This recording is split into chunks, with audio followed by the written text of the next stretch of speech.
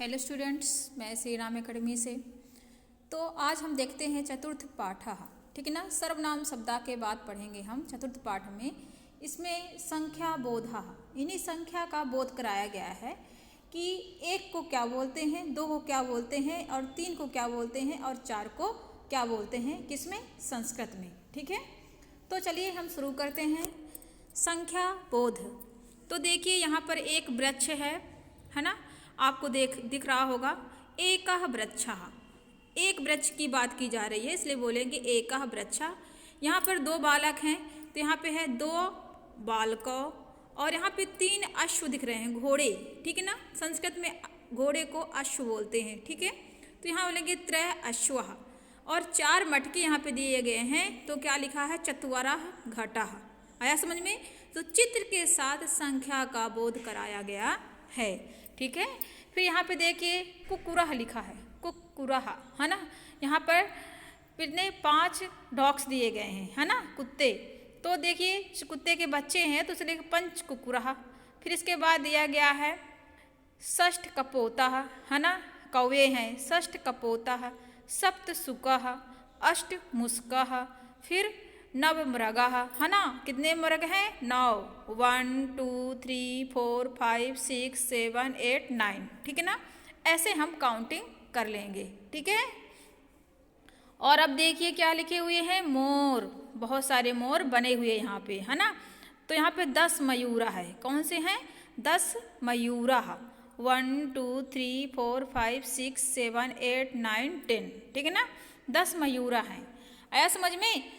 तो इस चतुर्थ पाठ में संख्या बोध में हमें इसी प्रकार से चित्र दिए हुए हैं, उसके सामने हमको संख्या लिखनी पड़ेगी।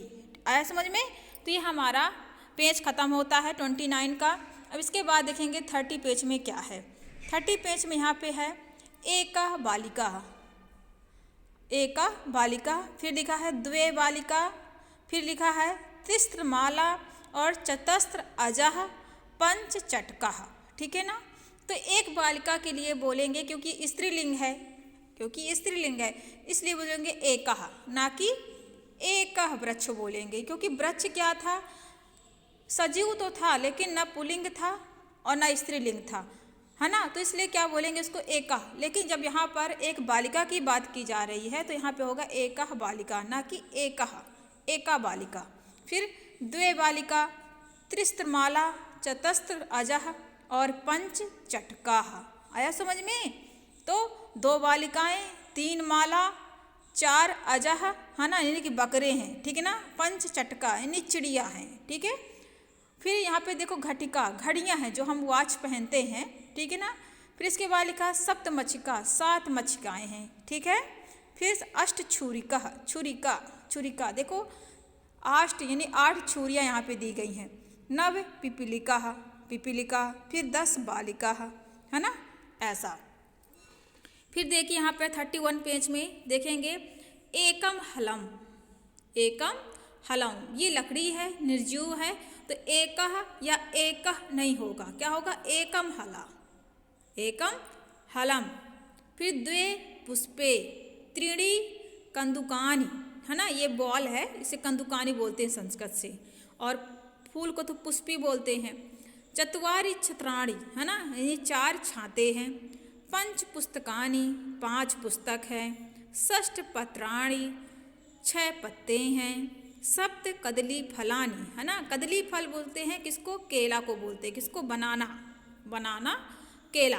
तो केला हम हिंदी से बोलते हैं, और बनाना हम अंग्रेजी शब्द है, और कदली फल जो है वो संस्कृत शब्द है। आया समझ में। तो अगर कभी पंडित जी आपके घर में कथा सुनाने आए और बोलें कदली फल मेवा, तो आप समझ जाइए कदली फल में क्या होता है, बनाना। आया समझ में, अच्छा लग रहा है। तो सप्त कदली फलानी, है ना, यानी कि 7 बनाना है, 7 बनानाज। ठीक है, अष्ट दांडी मानी, है ना, ये एक दांडी होती है जिसमें इसको सलाद जैसे खाते हैं, है ना। तो 8 क्या है, दांडी मानी। ठीक है, फिर देखिए नव उपनेत्राणी, उपनेत्राणी, चश्मा को, जो चश्मा होता है ना, गूगल्स, तो उसको हम क्या बोलते हैं, उपनेत्राणी बोलते हैं, है ना, यानी आँखों के ऊपर जो चढ़ाया जाता है उसे चश्मा, और संस्कृत में उपनेत्राणि। तो अगर कोई बोलता है चश्मा तो आप उसको संस्कृत से बताइएगा, क्या बताएंगे कि उपनेत्राणि है ये, है ना। तो आपकी दादी कहेंगी नहीं लड़का इंटेलिजेंट हो गया है, संस्कृत पढ़ता है, ठीक है। आगे देखिए 10 आम्र फलानि, है ना। तो आम सब कोई बोलता है ना, और कहते हैं मैंगो बोलते हैं, है ना। आप क्या बोलेंगे 10 आम्र फलानि, है ना, यानी 10 आम, ठीक है ना। तो ये तो सभी कोई जानते हैं, तो थोड़ी सी सस्पेंसिव नहीं होगा, ठीक है ना। जो लोग नहीं जानते वैसा शब्द बोले कि उनको शौक करिएगा, आया समझ में। तो हमको इंटरेस्ट लेकर और इन्जॉय लेके पढ़ना है, ठीक है ना, यानी कि हंस हंस कर। फिर आगे देखिए हमारी ये हो गए, ठीक है ना। अब 32 पेज में आपके एक्सरसाइज है, अभ्यास जिसे कहते हैं, है ना, जैसे वर्क बुक में भरते हैं तो इसी में है, ठीक है। तो हम ये पढ़ चुके हैं, ठीक है। सबसे पहले चतुर्थ पाठ में हमने संख्या बोध पढ़ा, जिसमें 1 वृक्ष है, 2 बालक हैं, 3 अश्व हैं, इस तरह से सभी कुछ हो गए, ठीक है ना। हम चित्र देखकर समझ जाएंगे, ठीक है। इसके बाद देखिए यहाँ पर क्या आते हैं, बालिका, है ना, और ये सारी चीज़ें हो गई, इस तरह से हो गया। अब इसके बाद आता है अभ्यास, क्या आता है, अभ्यास। तो इसमें देखिए पुल्लिंग, स्त्रीलिंग और नपुंसकलिंग, है ना। मैंने बताया था ना कि लड़की के लिए क्या लिखा गया है, एकः, और पुल्लिंग के लिए क्या लिखा गया है, एकः, और नपुंसक के लिए न तो स्त्रीलिंग है और ना ही वो पुल्लिंग है, तो किस में आ जाएगा, नपुंसक में आ जाएगा। ये हम पहले बता चुके हैं ना आपको, हाँ। तो देखिए एकः, पुल्लिंग में एकः, स्त्रीलिंग में एकः और नपुंसक में एकम। फिर पुल्लिंग में दो और स्त्रीलिंग में दे और नपुंसक में भी दे आएगा, ठीक है ना। फिर जब पुल्लिंग किसी पुरुष या बालक की बात होगी तो वहाँ पे अगर 3 शब्द का बोध हो रहा है, 3 चित्रों को लिखा है तो यहाँ पे त्रय बोलेंगे, और स्त्रीलिंग का होगा 3 लड़कियाँ हैं तो यहाँ पे लेंगे तिस्र बालिका, ठीक है ना। और नपुंसक लिंग है, न स्त्री है न पुरुष है, तो फिर वहाँ बोलेंगे त्रीणी, ठीक है।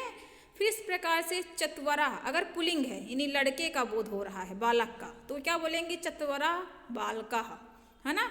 और लड़की है तो क्या बोलेंगे चतस्त्र बालिका।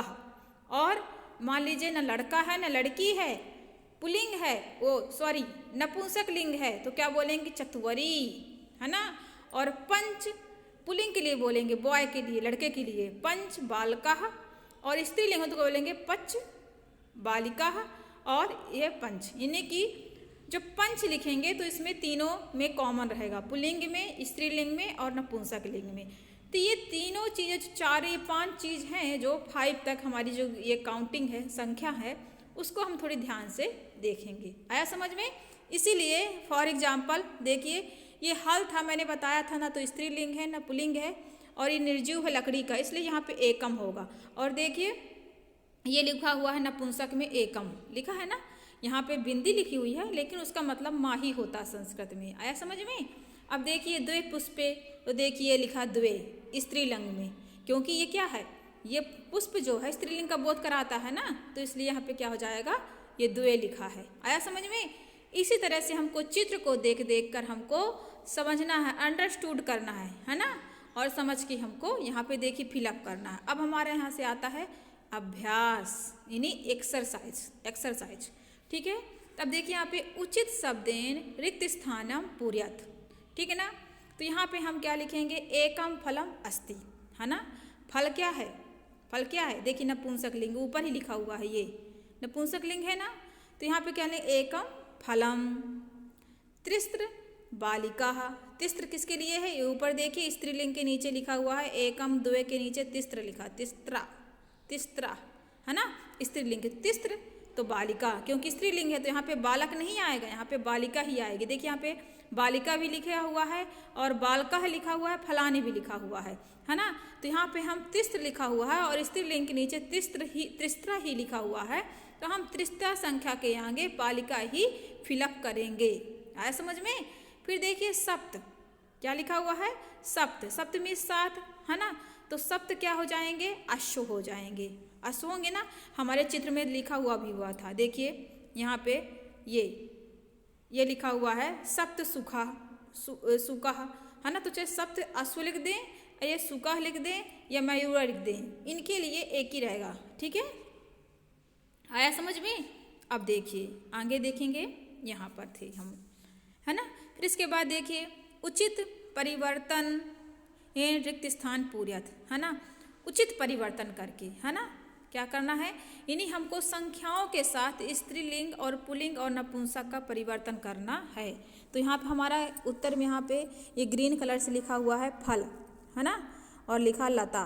तो आगे पीछे ऊपर नीचे दिया गया है, ठीक है। हम इसको क्या करेंगे, त्रीणी फलानी, त्रीणी फलानी, है ना। ये त्रीणी किस में आता है, नपुंसक लिंग में आता है, ठीक है ना। तो त्रीणी हो गया और फलानी, है ना। अब इसके बाद देखिए यहाँ पे लिखा हुआ है द्वे, तो क्या हो जाएगा, द्वे लते त्रिस्त्र बालः द्वा छात्रः और चत्वरी गृहाणी षष्ठ बालकः सप्त नृपः नव अजः 10 गृहाणी पंच मनुष्यः त्रया गजा, ठीक है ना। तो इसमें जो गिनती लिखी हुई है द्वे तिस्रा द्वा चत्वारी षट सप्त नव 10 पंचः त्रया, ये यहाँ पर इस संख्या के आगे हम वही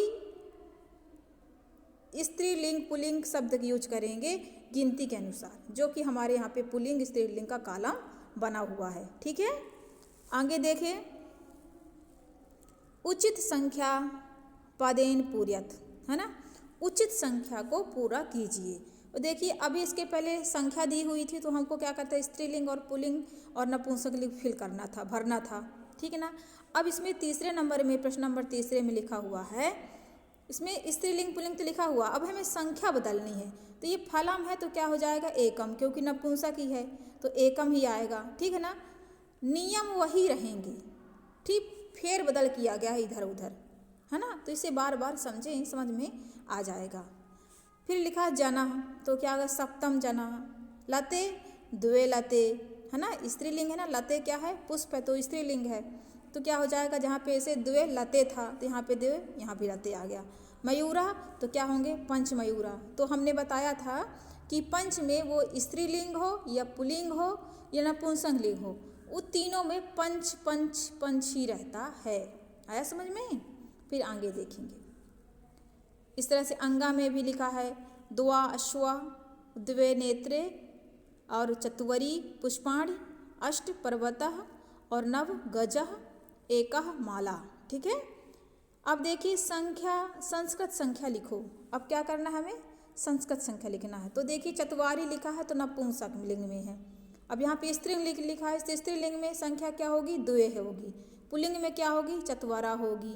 और त्रीणी में, नपुंसक लिंग में त्रीणी लिखेंगे। पुल्लिंग में क्या लिखेंगे, एकम लिखेंगे। स्त्रीलिंग में क्या लिखेंगे, एकम, है ना। इस तरह से इसके सामने जैसा लिखा है उसी तरह लिखते जाएंगे, ठीक है। ऐसा समझ में। फिर देखिए अब गणना करना है। क्या करना है, गणना, इन्हीं की काउंटिंग। गणना कृत्वा संख्या लिखत। तब देखिए यहाँ पे फिल करते जाइए, ये आपका काम है। कुछ आप अपने से भी करेंगे चित्र देख देख कर, तो दिमाग में आएगा। तो ये हमारी जो पुस्तक है तो ये नपुंसक है, न स्त्रीलिंग है न पुल्लिंग है। तो अब इसमें हम क्या लिखेंगे, बताइए क्या लिखेंगे इसमें हम, हैं, न स्त्रीलिंग है और ना ही पुल्लिंग है, तो इसमें क्या लिखेंगे, द्वे लिखेंगे। क्या लिखेंगे, द्वे, ठीक है ना। अब इसमें 3 बालिका हैं, क्या हैं, 3 बालिका हैं, है ना। और ये क्या है, स्त्रीलिंग है, तो क्या लिखेंगे इसमें, क्या लिखेंगे इसमें हम, स्त्रीलिंग है, ठीक है ना, तिस्त्र लिखेंगे। क्या लिखेंगे, तिस्त्र, ऊपर ही लिखा हुआ है, देख लीजिए, है ना। हम इन प्रश्नों के सारे उत्तर हमको ऊपर ही लिखे हुए हैं। तो चित्र देखकर पुल्लिंग स्त्रीलिंग का बोध करते हुए हम क्या करेंगे, इसमें संख्या बोध भरेंगे। आया समझ में। इस तरह से इसमें भी यही है, आया, ठीक है। तो हमारा ये पाठ समाप्त होता है। चत्वरा पाठा संख्या बोधा। 1 बार 2 बार 3 बार हम क्या करेंगे, इसका वीडियो देखेंगे, है ना, और इसको समझने की कोशिश करेंगे। मैं आशा करती हूँ कि आपके समझ में आ जाएगा, ठीक है। धन्यवाद।